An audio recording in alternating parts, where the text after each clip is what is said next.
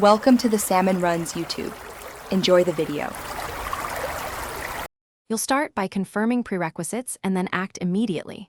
First, make sure Visual Studio 2022 is updated and the necessary workloads like NET are installed. Once done, sign into your GitHub account inside Visual Studio so Copilot can authenticate. Next, install and enable the GitHub Copilot extension from Extensions right arrow Manage Extensions. This is the critical switch that activates suggestions. After enabling, restart Visual Studio if prompted, and open a code file to let Copilot initialize its background services.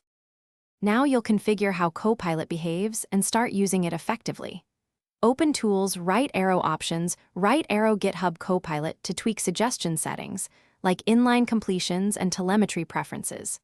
Then, in a code file, write a concise comment or function signature to give context.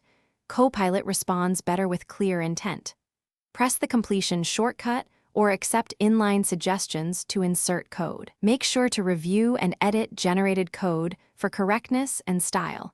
Because Copilot gives options, but you're still responsible for final quality. To finish, commit and test the code Copilot helped produce, and run unit tests before pushing to your repo.